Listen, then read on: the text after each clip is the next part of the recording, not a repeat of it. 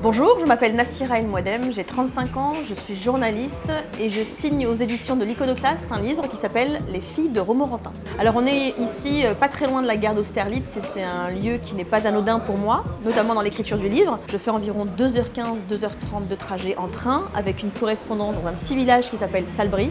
Et donc toutes les semaines, pendant plusieurs mois, j'ai pris le train ici à la gare d'Austerlitz pour rentrer à Romorantin et écrire mon livre. Mon livre, c'est un retour à Romorantin, c'est un retour à ma petite ville d'origine, sous-préfecture du Loir-et-Cher, où je suis née, où j'ai grandi et d'où je suis partie à 18 ans pour faire mes études, comme beaucoup de jeunes du Loir-et-Cher. Au départ, on ne savait pas trop comment le livre allait s'appeler. Moi, j'avais pensé à un retour à Romorantin parce que c'était vraiment ma démarche initiale. Et en fait, instinctivement, naturellement, on s'est rendu compte que la plupart des personnes que j'ai retrouvées, ce sont des filles que j'ai connues, qui sont devenues des femmes aujourd'hui, des mères de famille, des salariés, et puis aussi des voisines, des proches féminines.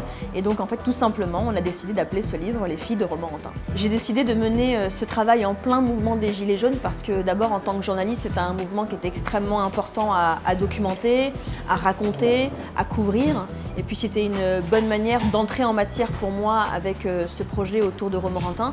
Et puis il s'est avéré que dans les déambulations que j'ai faites dans les différents groupes Facebook des Gilets jaunes de Romorantin, je suis tombée par hasard sur une ancienne camarade, ma meilleure amie quand j'étais à l'école primaire, Caroline.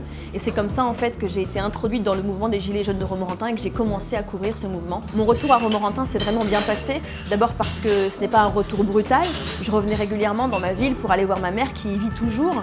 Mais surtout, je pense qu'il y avait aussi une attente de la part des gens d'être racontés autrement que par le fait divers, que par des mouvements plus ou moins violents, etc.